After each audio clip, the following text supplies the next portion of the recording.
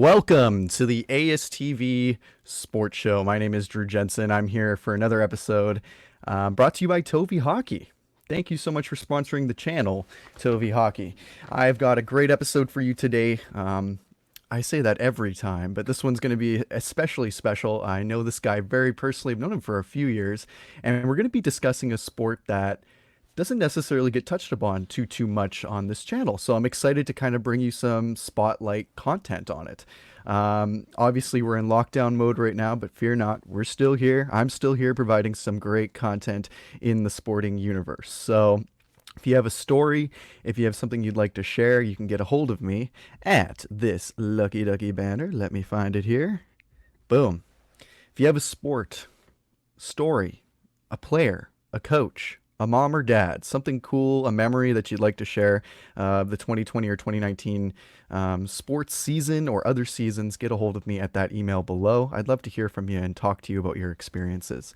But today, without further ado, we're going to be talking about Ultimate Frisbee and the Ultimate Frisbee lockdown, because there's been obviously a lockdown on all sports, and the Ultimate Frisbee season is set to start in April. So obviously there's been a small suspension, layoff of the Ultimate Frisbee League right now. So today I've got an awesome guest to kind of discuss and dive in to the sport itself, how he got started, how you can get started, and the team that he is looking to play on right now, and how he can mitigate some of the lockdown challenges. Without further ado, I'd like to introduce my friend and Ultimate Frisbee pro, plays for the Tampa Bay Cannons, Matt McDonald. Hey Matt, how's it going? Good. How are you doing, Drew? I'm doing good. I'm doing good. It's been a little while. How you doing? You're doing all right? You hanging in there with the COVID-19 outbreak? It's getting tough. You can't get out there to keep your training going, but you got to do as best you can Yeah, amidst what we're going through right now.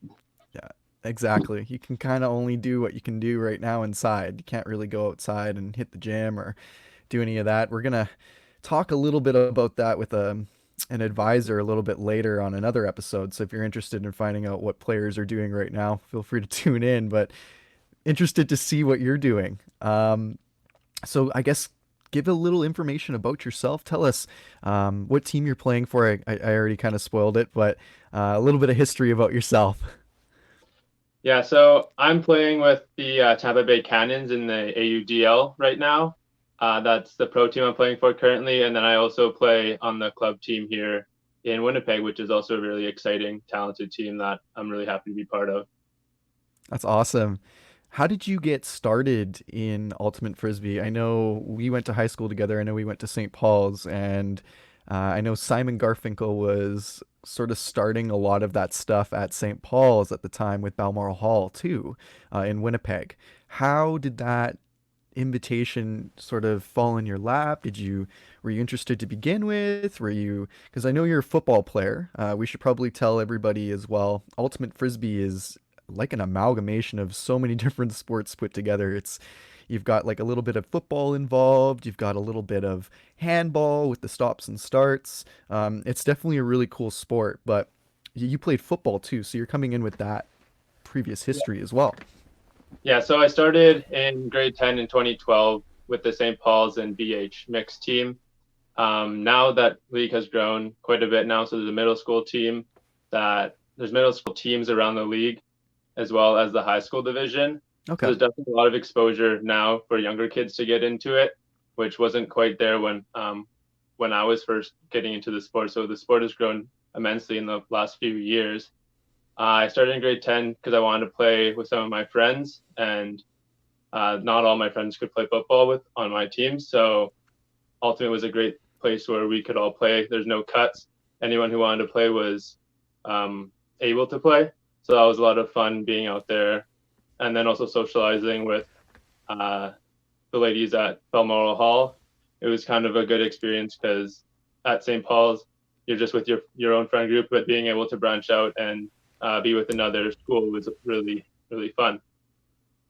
Definitely. Yeah, I remember that experience as well. That sort of you're around the same guys for so long that it can get exhausting. So it's nice to kind of find something different. And I think what you said was important there too. There wasn't a lot of programming for younger schools, even what 5, 6 years ago.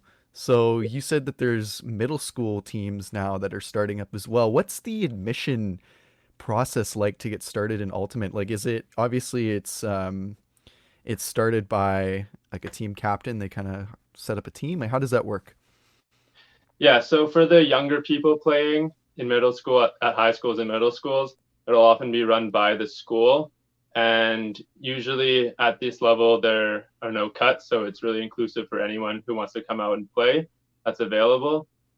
And for people who aren't in high school anymore or looking to play now as older people, as adults, there's leagues that run all summer mixed, Monday through Thursday. And you can go on to the Winnipeg or the Manitoba Disc Sports page. So that's Okay. mod. That's this one, I believe, right here below. Yeah. If you go to that one right there. .ca. And that's kind of the governing body for people interested playing in Winnipeg. And you can sign up like as a free agent, and it's really for any skill level. Okay. And so there's lots of like work teams, people who just work together, just like how you have like a hockey league team or like pickup basketball, but you can do it with Ultimate as well. And you can just sign up as a free agent or as a team with your friends. Okay, that's super cool. And I mean, it's a very cost efficient sport as well. You don't necessarily need a lot of equipment or um, like you don't need a lot of equipment, and I'm sure there's not a lot of like rink costs or field costs as well, right? So what's it typically cost to kind of set up or get started or registered? So registration, depending on which league you pick up, can be anything. But if you're just playing with your friends or playing to get into entry level to get into the sport, you really don't need much. You don't need cleats. You don't need any equipment. You can just, I know people who play just in their runners, and Yeah. all you need is a field and a couple cones. So it's really not too expensive to get into it. As a beginner, you can pretty much pick up and go play at any time. That's really cool. Yeah, that's something special as well. I know that the registration kind of started in mid-March-ish and is kind of closing in April. With the lockdown kind of affecting everything, it most likely will push everything back. What's it looking like for you? Because I know you're playing for uh, Tampa Bay. Could you maybe explain to the audience how you got started with that, how you got noticed? Like we didn't even mention for the fact that you played for like Team Manitoba. You guys finished on a national level, like first and second place too. So, do you want to maybe discuss some of those stories or? Sure.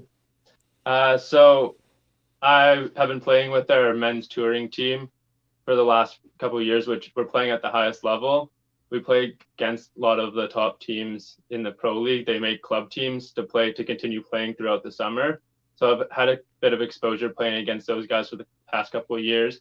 And then with our university program, I'm just coming off a good nationals win. So I was really excited to end off with that high note. But then to touch on going to play with Tampa, I thought it was just a really good fit for me to go down there. I just graduated university and I just got off playing with the university team and the club team in the summer. So I went down there for tryouts and things worked out well. So I ended up getting a spot on their playing roster and I moved down there, but now I'm back up in Winnipeg just with the quarantine and stuff. Yeah. The league got pushed back. It got pushed back tentatively to May, but it's still pretty up in the air at this point. Yeah. Well, we'll discuss a little bit about what's going to happen in the future in terms of you playing for Florida or for Tampa Bay in specific, what's going to happen. You said it's pushed back to May. We're going to talk about that after our commercial break. Stay tuned. We're just going to throw to our sponsor and we'll be right back. Thank you for joining us.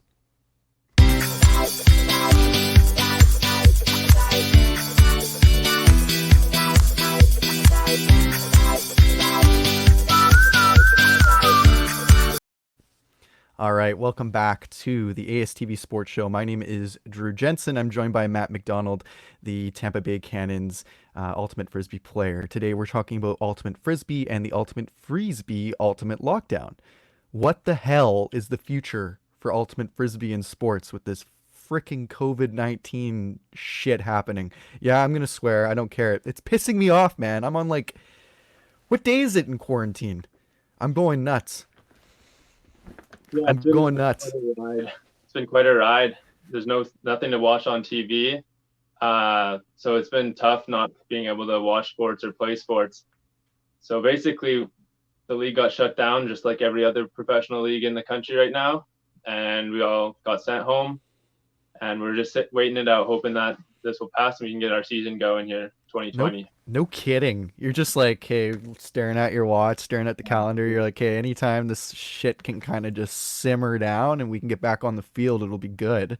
What kind of information did they give you in regards to the outbreak? Because obviously you had your tryout. You were looking to stay there, right? Like you weren't looking to leave. From what I heard from family and stuff. That's Yeah, true, so right? yeah, so I have a place in Tampa that we have with the team there, and we were planning to have practices still, but that all got shut down after games got canceled. So now we're just doing video practices where we're watching video and we're looking over tactics and schemes to Okay. try to keep us sharp. And we're watching film on other teams, hoping that we can get any edge that we can once the season does resume. Okay. Have you gotten to know a lot of your teammates? Because I know this is your first year joining the team. I'm assuming some of these guys and girls have played on the team before. They're returnees. What's it like being the new person joining in such a weird time? Yeah, it's definitely tough. It's an all men's league. It's an What's all open league. men? Okay. Yeah, at this level, uh, it's all the guys out there, and they're all pretty tight knit. So definitely coming in was a pretty cool experience. Because I was an out of towner, they didn't all recognize me from last year. It's kind of cool to share while I was down there and try to show why I could help their team. But yeah, we had a couple mini camp weekends, and then starting to click with the guys. And then once we start that connection, everyone just gets dispersed. So it was definitely really tough, but we got to push through it and just staying in touch over the phone and staying in touch through email. But it's just not like being there in person. No kidding. And you're watching schemes, you're watching video, you're watching tapes on old teams from last year, any kind of stuff that you can get. Are you guys doing that on Google Hangouts? Are you guys just hanging out watching that stuff together, or is it kind of sent to you through email and very kind of like separate and Yeah, so it's both. It's a little bit of both. Both. okay, We have that's good. a Google Drive thing where we have individual clips and individual things to focus on for different pods and different groups. But Hmm. then we also watch games as a team, so we Okay. kind of have everybody there, so we don't have to. We're all on the same page and we're all clicking together. So it's a little bit of both. We're trying to be as dynamic as possible, but nothing Okay. beats being on the field. No kidding. Well, you mentioned pods. I'm not too familiar with Ultimate Frisbee. I'm just kind of getting into it and learning it, and I'd love to cover a lot of it upcoming for the season. It would be super cool. Can you explain sort of like the field dynamic and structure? How many players are playing on the field at once? I think it's seven, right? Yeah, so there's It's seven seven? Yeah. people on the field at once. Something a little different about the AUDL from just normal club that you and I could play is AUDL has 7 players, which is the same, but the field is much wider, so it makes Okay. defense a lot more difficult because there's so much more field space for them to be able to throw it to, and the level of throwers at the pro level, um, they have the throws where they can put it basically anywhere on the field. So it definitely makes defense a lot more difficult, which is where I play. I play Okay. on I play with their defense.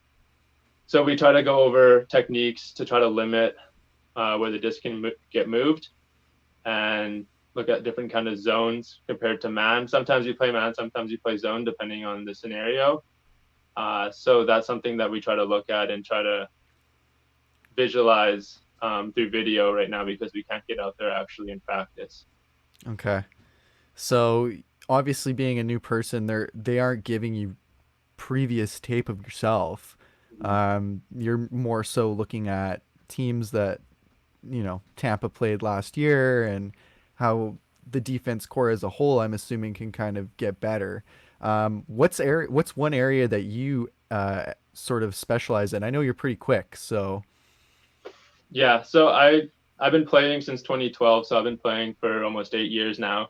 So I have a pretty good read on the field. I can see the field pretty well, and then just with my height and athleticism, I'm able to stop a lot of those long throws that go up.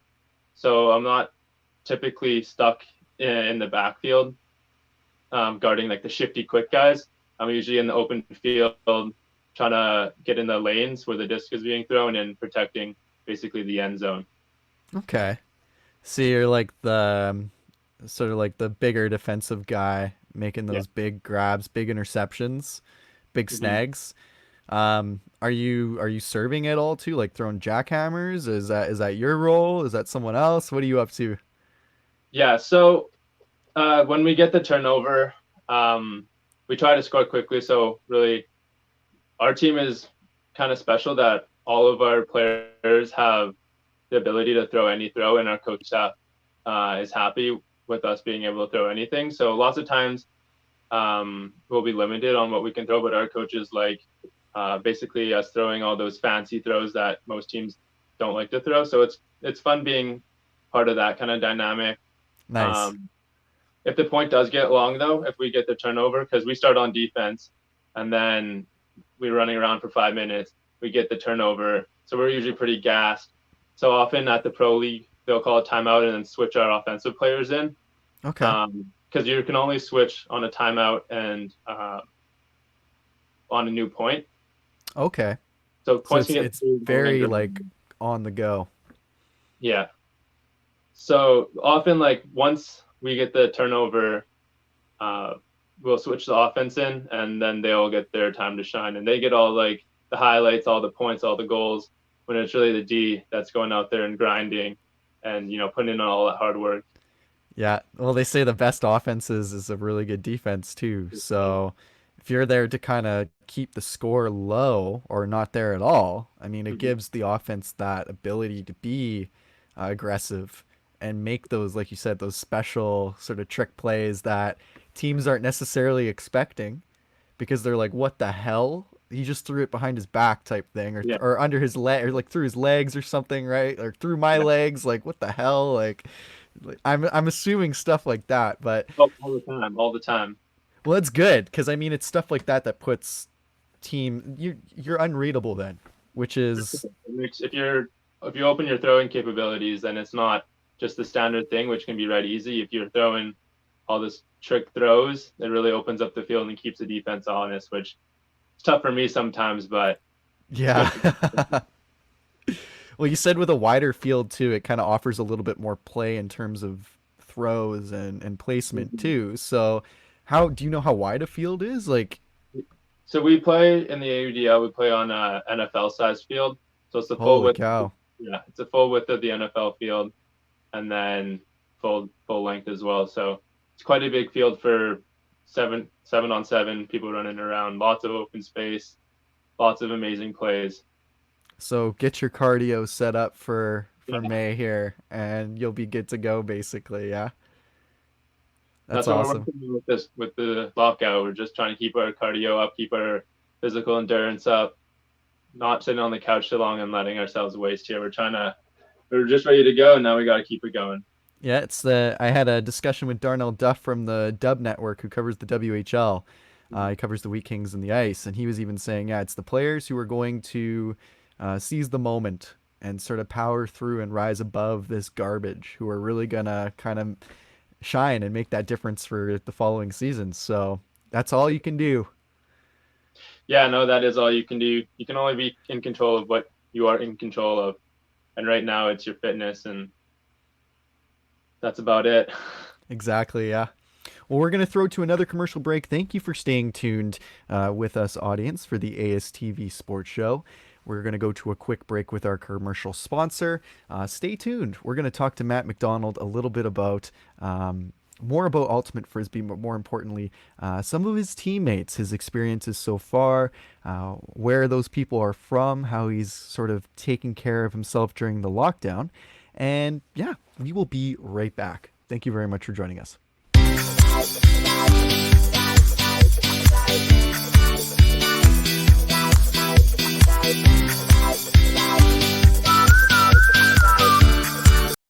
Welcome back to the ASTV Sports Show. My name is Drew Jensen. I am joined by Matt McDonald. Today we're talking about the Ultimate Frisbee lockdown and what's going on with Ultimate Frisbee in general. Before the commercial break, we were talking a little bit about Ultimate Frisbee in general, the structure of the play, the players that play, what's involved in sort of getting on the field and playing. We heard it takes a lot of cardio, so hit the treadmill now while you're in the lockout. But right now, we're going to be talking to Matt about some of his teammates and experiences that he has, and where some of these people are from. Because you are the new guy on the team, being from Winnipeg, Manitoba, playing in Tampa. Yeah, Where are these guys from? quite the jump. So that was the reason I went to Tampa is because their unique situation there. Most club teams turn into pro teams during the season. When you get to the highest level, there's only so many players that are at that level in the same city. So typically for the teams that I play against, they're playing with the same players all year. Where in Tampa, it's something special. What they got there is a very distributed network of players. So they're pulling people in from Georgia, they're pulling people in from Orlando, from Miami, from Tallahassee, from the Panhandle. They're pulling everyone from the whole region down into Tampa. So it's a very good opportunity because they're not set in their ways. They're Okay. very fluid and they have a very dynamic player base there. So for me to come in, I'm just like any other guy coming traveling in for the team. So that's kind of how I saw my opportunity to fit in because they don't have the core 30 players that have been playing with each other for all year. They're quite a distributed team, which is pretty interesting. That's exciting too, because you're not just playing with, I mean, locals or people that you know. You're playing, I mean, obviously you're going to Tampa, so you're going to be playing with people you don't know. But the fact that it's such a seasoned team and diverse and different, um, I know you've only played or practiced with your teammates for a short amount of time, but is there any sort of funny stories or anything that you have to share off the hop, or maybe let's get into some of your most memorable ultimate moments? Yeah, for sure. Talking about a little bit about my team, we have players from Venezuela, from Colombia. We have a guy from Britain coming into play. So it's quite an interesting group of guys that we got going on down there. And one of the most notable players just got selected for Team USA to Wow. play the World Games, but that's also getting pushed back. So that's a little bit of a bummer for him as well. But it's really exciting to be able to play with these super elite players.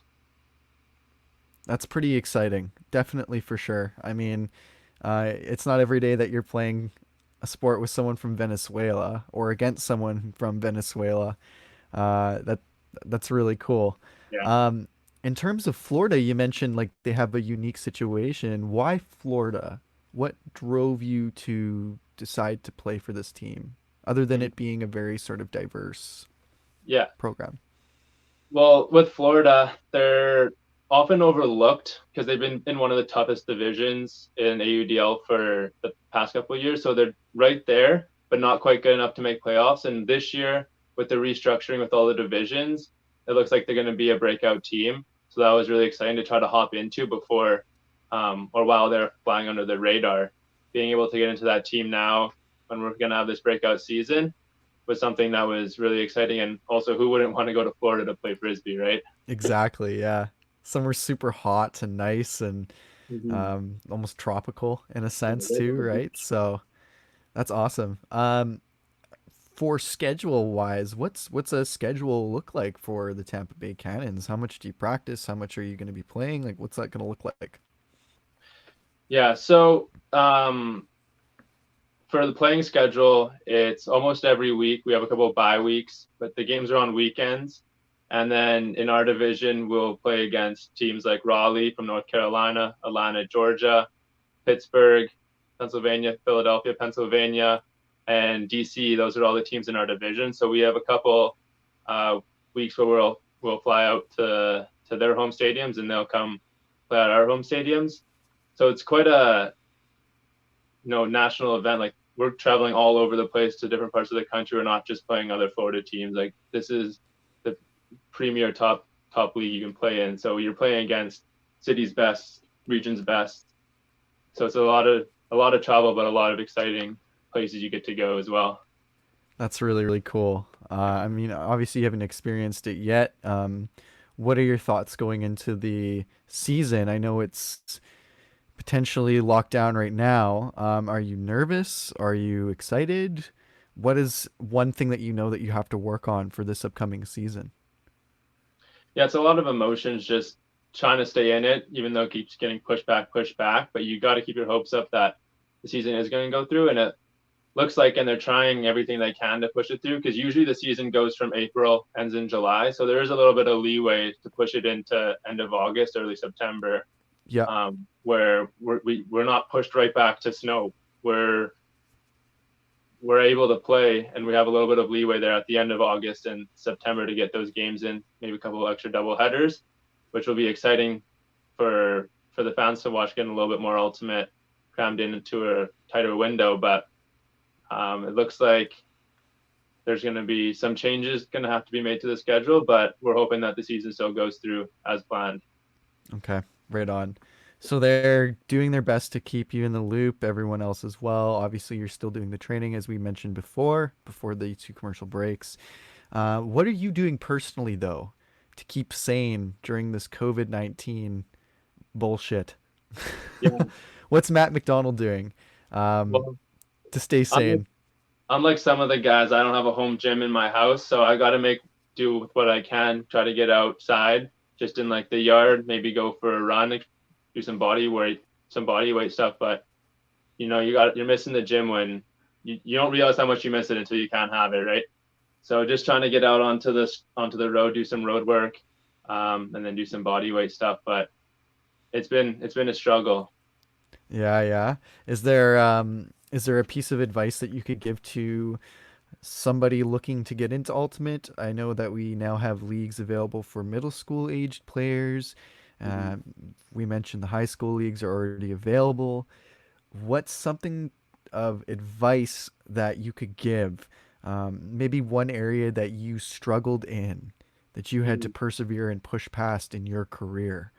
Um, Yeah, it's definitely, at first the throwing can be discouraging, because when there's wind affecting it, it can be discouraging. But everyone starts not being able to throw.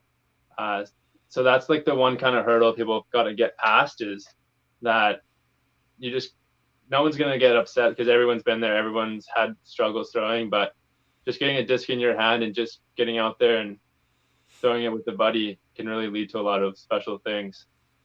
Okay. And what's one area that you sort of struggled in your career that you kind of had to really focus on, maybe as a defense player or just as an athlete in general? Yeah, so coming from football, when I first started, I had no exposure to like throwing the disc, being in control of the disc. So that was kind of something that was the biggest hurdle for me to pass, because like I had the athletic ability, and kind of I could see how the field was developing. I could run around, coming from my football background, but being able to really control the disc and uh, throw it around the defenders was something that I had to work through to really elevate my game. Okay. So coming from other sports, I mean, it's difficult to kind of lose that body memory that you have for one particular sport. They say you're not supposed to ever golf and play baseball at the same time, like in the same season, because it wrecks your swing. So I didn't follow that rule, but maybe that's why I never hit the ball. But it is what it is. But yeah, no, that makes sense to me. Coming from another sport, your body's just so in tune to a particular way of seeing things. Like you played hockey too, you Mm. played football, you were a basketball player. You've done a lot of different sports. So yeah, it's kind of difficult to unlearn something and then teach yourself something else in return. I totally get that. That's for sure. Yeah. No, there's definitely, as long as you can isolate it, right? There's definitely pieces of every sport that you can bring into it, and it'll help push your abilities. But you got to make sure, because for one thing, in football compared to frisbee, when the ball's thrown in football, it follows a very like strict trajectory. Where in ultimate, when you throw the frisbee, the wind takes it, it floats, it bends, it moves in the wind. So timing to jump to get the frisbee is a lot different in football or volleyball compared to ultimate. So that's one thing that often new players who come from volleyball or football, where you have to jump to get the ball, they'll often misread it because of how the disc will play in the air. That hang time. Mm-hmm. Absolutely. Yeah, no, for sure. Um, we're going to go to a quick commercial break. We're going to talk a little bit about more of some of the stereotypes and hurdles to get over for beginners. We talked a little bit about them now, but we're going to talk a little bit about more about those after our commercial break. That wasn't even a sentence. I don't. This lockdown is making my brain mush, people. I'm sorry. Crazy. But yeah, we're going to go to a commercial break. We will be right back, and thanks for joining us.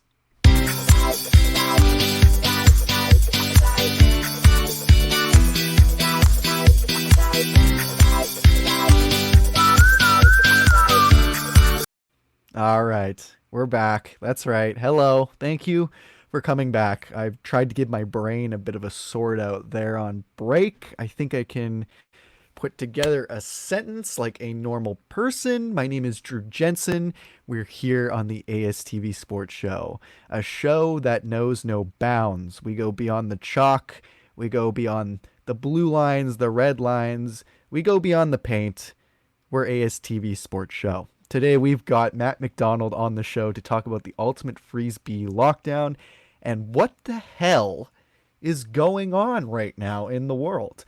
We just talked a little bit about some things that Matt has struggled with in his career, coming from football, basketball, hockey, and maybe some small tips that beginners can kind of look to applying to their game to get a little bit better. So to speak more on that, here's Matt McDonald. He's kind of going to talk a little bit about more of the stereotypes and common errors that new players experience when playing. So one thing you just mentioned before we went on break was hang time, and how a lot of these players who are used to playing basketball, volleyball, who are jumping for objects, which is quite normal in volleyball and basketball, with a heavier object, they're you'll see them jump and fall down. I'm assuming, and they'll miss it completely. What are some of the other sort of barriers and hurdles that new players have to jump over? Uh, so besides hang time at the frisbee, which is one of the major things for people coming in from cross sports, just getting the ability to read the disc is one thing, but lots of times it's just confidence. Lots of people coming into the new sport. I see, like, I'm coaching high school up in Hall and St. Paul's. I've been doing that for the past couple of years now since I left the program and wanted to give back. Is they're not too confident with where they're running. So lots of times they'll stand there, and that's really easy for the defender to guard, is if someone who's not active. So one of the main things we try to teach is where to cut, where to run onto the field, and then where to open up space. Because sometimes in ultimate, the cut you're making isn't always to get the disc, but it's to open up the space for someone else too. So all of the cuts are important, even if you're not getting it, to get into that space, clear out of that space, to be able to get the frisbee and keep the open space open. Okay, so a lot of these plays, we mentioned before to start the episode off that ultimate frisbee is really an amalgamation of a lot of different sports. The cuts that you're speaking to are almost like football cuts in terms of routes, right? So when you're making these routes, it's not stop and start like football. So you guys are going. Yeah. So I could see where that confusion is. It's you don't have a moment to collect yourself, right? Like you have to figure out where you're running. Yeah, how did you, I mean, you have a football background. Mm-hmm. So you have that knowledge. What's some advice that you could give for that? Maybe watching it. I mean, practice makes better, right? So For sure. For football, definitely something I applied from that was being able to read my defender and see what he was giving me, so I could um, get to the open space. But for the cutting wise, you really got to make sure you clear out of that open space, because often when they're the person who's marking the person with the disc, so the mark, that's what they're called, the person who's guarding the person with the disc, he's only forcing one way because you can't take away the whole field. With a Hmm. frisbee, it's so easy to float a disc out to space because it'll hang in the wind. You can't take away everything. And if you let them throw wherever they want, the disc will just keep moving, and eventually it'll get scored on. So there's usually one half of the field that they're allowing the throws to go to. And we try to keep that space open so when your players are cutting into it, there isn't a log jam. You Okay, got that to, makes sense. yeah. So once you get into that space, and you don't get the disc, you got to make sure you get out. So lots of times new players will make their cut to where they want to get the disc, and then they'll just stand there, and then no one else can cut into that space because not only them but their defender is standing there. So it's really important for players who are learning to cut hard to the disc, be confident in your cuts. But if you don't get it, you got to make sure that you clear up, because that cut is going to basically open up the space for your buddy to get the disc. So there's ton of different options. I mean, you're not necessarily the guy or girl who's going to be making the big snags or plays. You might be that decoy Mm-hmm. person that opens up play space for people, which is just as important as someone who's scoring the points too. Absolutely. And I'd then, assume. yeah, definitely a position that you'd want to get into when you're starting is one of the receivers. Those are usually your more athletic. Not even at the higher level, they're more athletic, but when we're playing with my friends, it's just the people who you want to get the disc, who you want touching it, getting them involved. And then you don't necessarily have to make the throw because you'll typically have a couple of players on your team who are comfortable making those throws. You just catch it and then you pass it back to them, and then you run around, go catch it again, pass it back to one of the main throwers. So you don't have to be a great thrower to get started. You just have to be able to be confident making your cut, and then once you catch it, give it to someone who is. That's fair. One of my final questions, I guess, for the episode today. Thank you for so much for coming on. Is how people can practice their throws and get a little bit more confident. In Manitoba, obviously, we're limited to space, and right now we're limited to, the lockdown and gyms are closed and stuff. Where is somewhere that you practice before the lockout so people can kind of get a general idea of where they could go to practice? And Mhm. what's somewhere, I mean, obviously you're not throwing right now because it's still winter outside in Winnipeg, but that you will eventually practice. Yeah, so for the Winnipeg Ultimate Seed, leagues will run all year. So in the summer, you'll have mixed teams, very diverse ability levels running Monday, Tuesday, Wednesday, and Thursday throughout the summer. And they're playing in Assiniboine Park. They're playing at Maple Grove Park. Okay.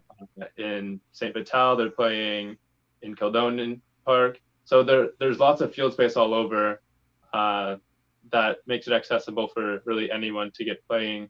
And then in the winter, we run basically the same thing but indoor 5-on-5, and that's at the soccer complexes on Layla and by the University of Manitoba. So it's definitely a year-round sport if you really want to get into that kind of thing. That's awesome. Is there anything you'd like to add, Matt? Something going on in your life that you'd maybe like to talk about? Maybe a shout out? Um, Sure. your time to shine. Yeah, thanks. I guess to catch me playing Ultimate Frisbee in the summer once this league gets going, it'd be great to check out AUDL.TV. That's where you can see the pros play and see the highest level, really high octane, fun Ultimate playing. And then you can follow my team and our progress on AUDL.com and at Tampa Bay Cannons on all your social medias. So it'd be really exciting for people to get exposure with that sport and really see the sport explode. Absolutely. And I'm sure ASTV as well will be covering some Ultimate Frisbee action too in Winnipeg. So get at us if you were a team. St. Paul's, Balmoral Hall. What's up? I'm looking at you, Mr. Smith. Heck yeah, let's go. But yeah, thank you so much for joining me, Matt. It's been a pleasure to have you on the show. Thank you so much. And we'll talk to you soon, my man. Thanks for having me. No worries. Alrighty, folks. Thank you so much for joining me on the ASTV Sports Show. My name is Drew Jensen. We talked about the Ultimate Frisbee lockdown. This show is brought to you by TOVI Hockey. We also have a number of different sponsors to mention, like Caisse Financial Group, Backwoods Boiler Boys, Wentworth AG, Metalmaster Auto Body, and Supplement King Winkler. Thank you so much for joining me on the ASTV Sports Show. I'm your host, Drew Jensen. If you've got a show that you would like to shout out or get on the screen, get a hold of me at drew@amateursports.tv or follow my Instagram at Winnipeg_DJ. My name is Drew Jensen. This is the ASTV Sports Show. We will see you next time.